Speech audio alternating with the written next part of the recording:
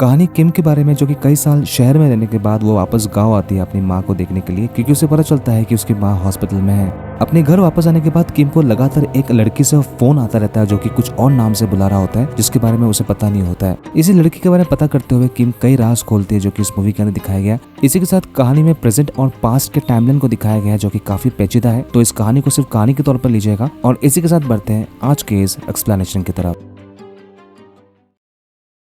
इस कहानी के ओपनिंग सीन 2019 को दिखाया जाता है, जहां किम घर वापस आ रही होती है अकेले अपने सामानों के साथ। तभी अचानक एक गाड़ी आकर रुकती है और पता चलता है कि वो सांगो होता है, जो कि किम का पड़ोसी होता है, जो कि उनके घर के पास रहते हैं और स्ट्रॉबेरी का फार्मिंग करते हैं। जहां सांगो ये समझ जाता है कि किम घर वापस क्यों आई है और उसका हालचाल पूछने के बाद वो उसके घर तक ड्रॉप कर देता है। ये इस गांव का सबसे बड़ा घर होता है और उसके पीछे कुछ स्टोरी भी है जो कि आप आगे जानने वाले हैं।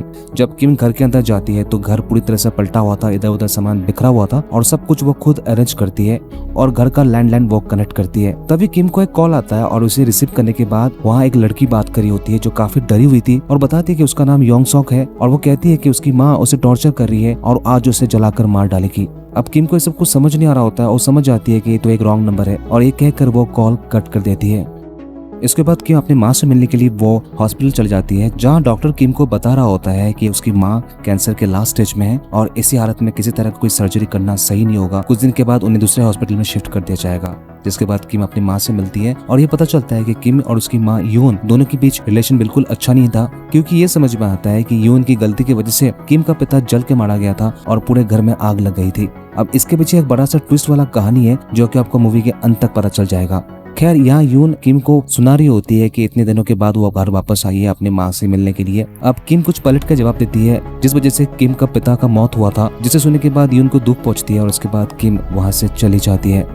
अब जैसे किम घर वापस आती है फिर से कॉल बजने लगता है और किसी तरह से अपना सामान रखते हुए वो कॉल को रिसीव करती है। फिर से वो लड़की बात कर रही होती है और कहती है कि उसे बचा लेने के लिए। इस बार किम काफी गुस्से में थी और वो कह देती है कि वो किससे बात करना चाहती है। वो जिससे बात करना चाहती है वो ये घर नहीं है। वो लड़की कहती है कि वो झूठ बोल रही है क्योंकि एड्रेस तो इसी घर का है। जिसके बाद कॉल कट कर देती है। अब किम सोच में पड़ जाती है कि लड़की कौन है जो उसे बार बार उसे कॉल किया जा रहा है। तभी टेबल पर पड़ा हुआ एक कार्ड देखती है जिसमें बिल्कुल इसी घर का एड्रेस लिखा हुआ था। जिसके बाद वो कुछ सोचती है और फिर वो सो जाती है। जब रात को सो रही होती है अचानक उसे कुछ आवाजें आता है। वो जल्दी से जग जाती है और वो एक कमरे के पास छुपके से देखती है उसके मम्मी पापा का जो फोटो था वो नीचे गिर चुका था। जिसके बाद वो रिलीफ महसूस करती है कि यहाँ पे और कोई नहीं है और फिर वो उस फोटो को लगाने लगती है। जैसे कील ठोकती है तो वो कील आर पार हो जाता है। बिल्कुल एक प्लाईवुड से कवर किया हुआ था और बहुत ही पतला होता है। किम सोचे पड़ जाती है कि उसके पार क्या है। जिसके बाद अपने हथौड़ों से किम उस दरवाजे को तोड़ देती है और देख के वो चौंक जाती है कि यहाँ पे तो एक और कमरा नीचे की तरफ जा रहा है। अब जैसे किम सीढ़ियों से नीचे की तरफ जा रही होती है, कमरा बिल्कुल डरावना था और वो टॉर्च लेके नीचे उतर रही होती है। ये कमरा बिल्कुल ऐसा लग रहा होता है जहाँ पे तांत्रिक शमन वाला जो काम वगैरह होता है, चीजें इधर उधर बिखरे हुए थे। किम को एक कमरे के सामने एक कार्टून दिखाई देती है जिसके अंदर कुछ कोरियन पॉप सिंगर की फोटोज थे जो कि 90s में काफी फेमस थी और उसी में से एक जर्नल लिखने वाला एक डायरी था और डायरी को खोलते उसमें से एक लड़की का फोटो नीचे गिर जाती है। किम फोटो को उठाकर ध्यान से देखती है। किम कुछ आइडिया लगा रही होती है, शायद यही लड़की हो जो उसे बार बार कॉल किया जा रहा है। अब किम सीधा सांगू के पास पहुंच जाती है, इस लड़की का फोटो दिखाती है और जानने की कोशिश करती है उसके घर में एक्चुअली में क्या हुआ था। अब सांगू इस फोटो को देखकर चौंक जाता है, ये लड़की तो योंग सॉक है। जिसके बाद वो बताता है कि उसकी माँ जो कि उसका सौतेला माँ होता है, यांग सॉक के साथ काफी टॉर्चर किया करता था और उसके साथ तांत्रिक विद्या प्रैक्टिस किया करती थी, जो कि आगे जाके पता चला था कि उसकी सौतेले माँ यांग सॉक को कई बार मारने की कोशिश की थी। लेकिन इसके बाद दोनों का क्या हुआ किसी को कुछ भी नहीं पता। अब किम थोड़ा सा डर जाती है, क्या उसका घर एक तांत्रिक का घर है। सांगो कुछ ठीक से जवाब नहीं देता और फिर वो अपने काम में व्यस्त हो जाता है। अब 2 दिन के बाद एक बार फिर से किम को कॉल आता है योंग सॉक की तरफ से, जहां किम रिसीव करती है। लेकिन यहाँ योंग सॉक बता रही होती है जब उसे मदद की जरूरत थी वो आई क्यों नहीं है। किम को फिर से कुछ समझ नहीं आ रहा होता है। वो डायरेक्टली योंग सॉक से पूछती है कि उसका डायरी और उसका फोटो मिला है जो कि 26 नवंबर 1999 को लिया गया था। जिसे सुनने के बाद योंग सॉक पूरी तरह से सरप्राइज हो जाती है कि ऐसा कैसे हो सकता है। अब किम को जो अब तक समझ आई थी वो योंग सॉक को बताती है। वो बताती है कि वो 1999 में है और वो कॉल रिसीव करी है 2019 में। मतलब 20 साल का डिफरेंस है और शायद दोनों एक ही घर के अंदर है। अब इस टाइमलाइन का क्या लॉजिक है जो कि इस मूवी के अंदर नहीं बताया गया, जिसके बाद दोनों विश्वास नहीं कर पा रहे होते हैं। लेकिन आगे जाके योंग सॉक और किम के बीच काफी अच्छी दोस्ती हो जाती है, जहाँ किम योंग सॉक को आज के टाइम की टेक्नोलॉजी के बारे में बता रही होती है, जैसे कि स्मार्टफोन्स यूज करना, कैसे वीडियो कॉल करते हैं, इंटरनेट का किस तरह से यूज होता है, जो कि 90s के दौरान इतना पॉपुलर नहीं था। अब ये सब जानने के बाद योंग सो काफी एक्साइटेड होती है और वो चाहती है कि अपनी माँ के चंगुल से यहाँ से फ्री हो जाए, जहाँ दोनों एक दूसरे से बात कर रहे होते हैं। और फिर योंग सो कॉल कट कर देती है क्योंकि वो बताती है कि उसकी माँ ऊपर की तरफ आ रही है उसे देखने के लिए। एक फैमिली को दिखाया जाता है जो एक घर को खरीदने के लिए घर देख रहे होते हैं और ये घर होता है योंग सो की माँ की। योंग सो की माँ का मानना होता है कि इस घर में कुछ ऐसा है जिस वजह से उसकी बेटी की हालत खराब हो रही है और इस घर को छोड़ने के बाद जब कहीं और चले जाएंगे सब कुछ ठीक हो जाएगा, और इसीलिए इस घर को बेचने की बात कर रही होती है। और ये बेसिकली किम के मई पापा थे जो किम को याद भी नहीं है जो इस घर को खरीदने आए थे। यहाँ पे छोटी किम एक दरवाजे के पास रुक जाती है जहाँ योंग से बाहर निकल के आती है। जब वो बच्चे के पास आती है जो डर रही होती है, वो उसे पूछती है उसका नाम क्या है। वो बच्ची कहती है उसका नाम किम है। अब योंग समझ आती है तो वही है जिससे वो अभी बात कर रही है, जो कि अब काफी बड़ी हो चुकी है। तभी वो कॉल कर देती है। किम जो कि सुबह का वक्त होता है और वो सोई हुई थी, वो कॉल रिसीव करती है जहाँ योंग सो बता रही होती है एक सरप्राइज है उसके लिए। वो उसके पिता के आवाज को सुना रही होती है जो किम का पिता इस घर को खरीदने के लिए बात कर रहे थे। ये सब सुनने के बाद किम काफी इमोशनल हो जाती है, अपने पिता को मिस कर रही थी। जहाँ बातों ही बातों में योंग सो कहती है कि वो उसके लिए कुछ अच्छा कर सकती है और उसके पिता को वापस जिंदा कर सकती है। किम को बिल्कुल समझ नहीं आ रही होती कि ये कैसे होगा। जहाँ योंग सो के पास एक प्लान होता है। एक सुबह योंग सो की माँ जब किसी काम के लिए बाहर जाती है तभी उसी मौके का फायदा उठाकर वो घर से निकल जाती है और किम का एड्रेस पता कर लेती है एक्चुअली कहाँ उसका घर हो सकती है। जिसके बाद वो चुपके से किम के घर में पहुंच जाती है जहाँ ये बताया गया था कि एक गैस सिलेंडर फटने की वजह से उसके पिता की मौत हुई थी और ये सब के लिए किम की माँ जिम्मेदार थी। योंग सो चुपके से पहुंच जाती है और गैस का ओवन को वो बंद कर देती है, जिससे खतरा टल जाता है और किम का पिता को कुछ नहीं होता। अब ये होने के बाद रियलिटी में चेंज आ जाता है जहाँ किम की जिंदगी बदल जाती है। किम देख पा रही होती है उसका घर चेंज हो चुका है, अपने पिता को ढूंढ रही थी। तभी वो देखती है उसके माता पिता दोनों सामने थे। वो अपने पिता को गले लगा लेती है और काफी खुश होती है।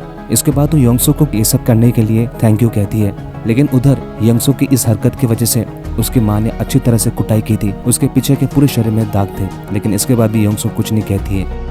अब किम की जिंदगी बहुत बेहतरीन हो चुकी होती है। अपने मई पापा के साथ वो शॉपिंग वगैरह करती है और आराम की जिंदगी बिता रही होती है। दूसरी तरफ योंग सो की जिंदगी वही थी और बदतर से बदतर हो रही होती है, जहाँ उसकी माँ उसके ऊपर अलग अलग ऐसे तांत्रिक विद्या का उपयोग करती है, क्योंकि उसकी माँ का यह मानना है कि उसकी बेटी अगर समाज में गई तो समाज के लिए काफी खतरा हो सकता है और इसलिए इस तरह के झाड़ फूक करके वो उसके शरीर से उस आत्मा को निकालना चाहती है। अब ये फैक्ट कितना सही है गलत जो कि आपको आगे पता चलने वाला है।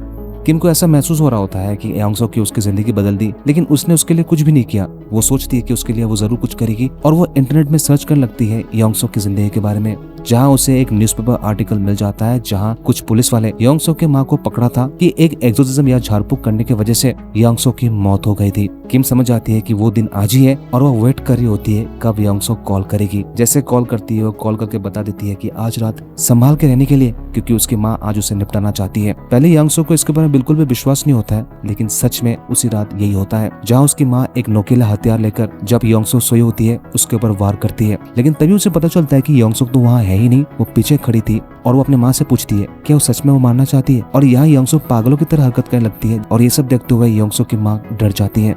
इसके बाद योंग सो कहती है कि उसे कोई डर नहीं लगता है और वो अपने वार्डरोब से फायर एक्सटिंग्विशर सिलेंडर निकालती है, अपने माँ के ऊपर वार करती है और निपटा देती है। किम वेट कर रही होती है ये पता करने के लिए क्या योंग सो ठीक तो है, जिसके बाद योंग सो कॉल करके कहती है सब ठीक है। वो किम से झूठ कहती है कि अब उसे लगता है कि वो सच में फ्री हो चुकी है, लेकिन असल जिंदगी में योंग सो आजाद हो चुकी होती है। वो बाहर जगह जो मर्जी वो खाती है और जो चीज उसे पसंद नहीं आती है वो उसे निपटा देती है। कई लोगों को वो ऊपर पहुंचा चुकी होती है। योंग सो पूरे शहर में कुट्टम कुटाई मचा कर रखी थी और पुलिस ये मान रहा होता है कि कोई सीरियल किलर है जो ये सब कुछ कर रहा है। अब ये सब देखने के बाद आप समझ सकते हैं कि उसकी माँ जैसी भी हो सही थी। खैर एक दिन फिर किम इंटरनेट पे सर्च कर रही होती है योंग सो के बारे में, तभी उसे एक न्यूज देखने को मिलता है जिससे वो बिल्कुल डर जाती है। उस आर्टिकल में लिखा होता है सीरियल किलर योंग सो जिसे पुलिस ने पकड़ लिया है और उसे कोर्ट के द्वारा सजाए मौत की सजा हुई है। अब ये देखकर किम बिल्कुल समझ नहीं पा रही होती है कि सब कुछ क्या हुआ है और उसने शायद उसकी मदद करके गलती की थी। और अब कई दिन हो चुके होते हैं योंग सो कॉल भी नहीं करती। एक रात योंग सो कॉल करती है और किम डायरेक्ट सवाल पूछती है क्या उसने अपनी माँ को मारा है और कई लोगों को मार रही है।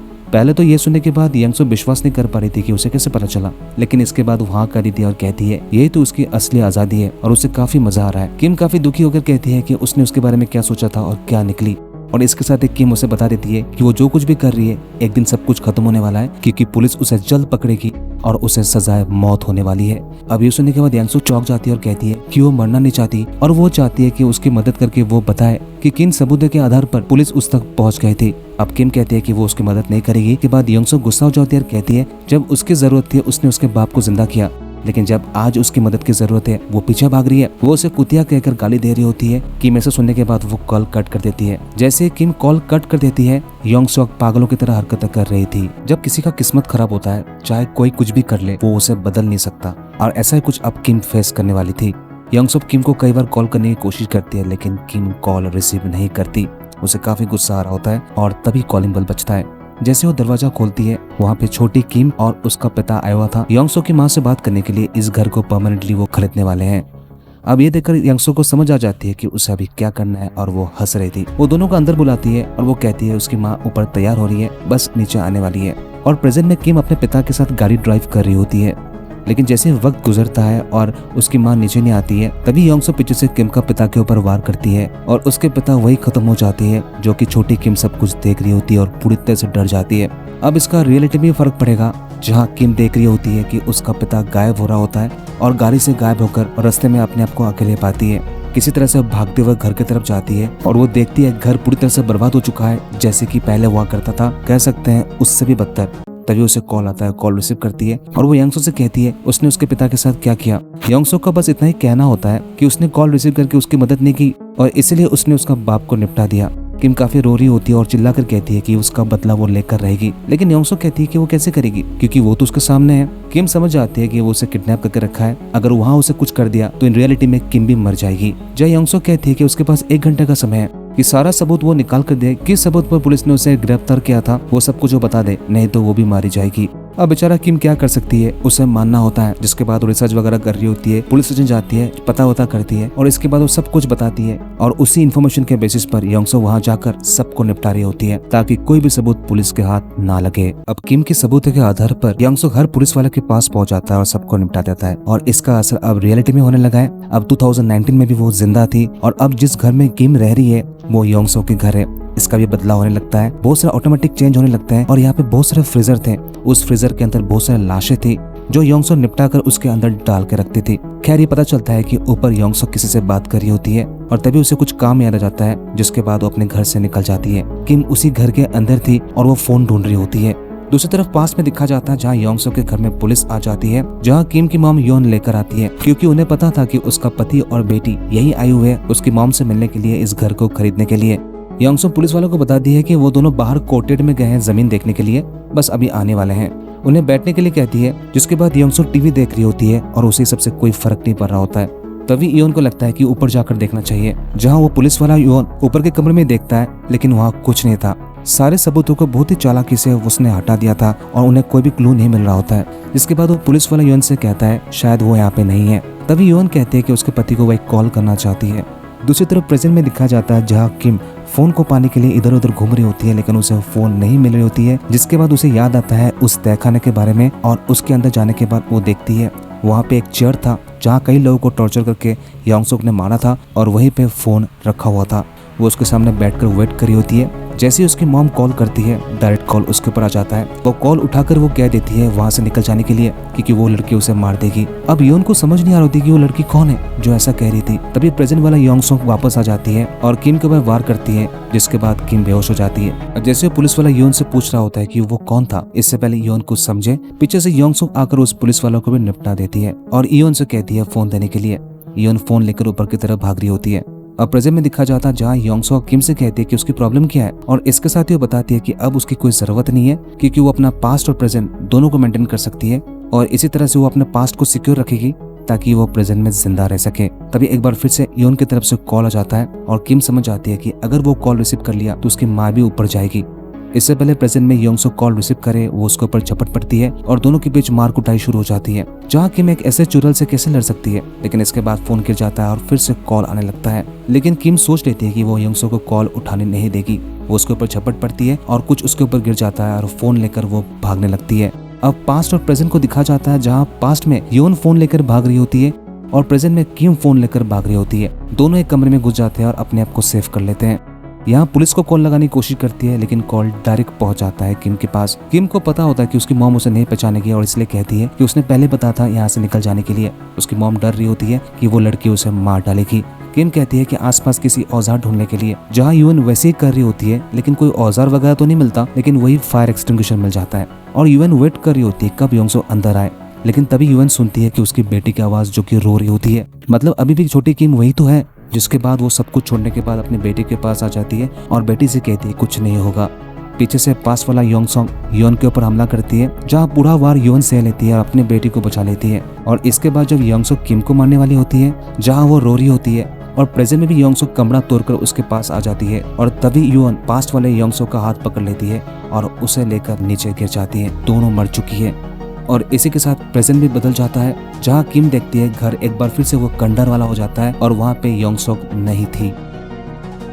तभी किम को याद आता है अपनी मॉम के पास जाने के लिए। वो जानना चाहती थी कि उसकी मॉम जिंदा है कि नहीं। वो दौड़ते हुए हॉस्पिटल पहुंच जाती है, लेकिन वहाँ उसकी मॉम तो थी नहीं। जिसके बाद वो दौड़ते हुए एक बार फिर से वो ग्रेवयार्ड की तरफ जाती है, जहाँ वो देखती है कि उसका पिता का ग्रेवयार्ड था, उसका माँ का नहीं।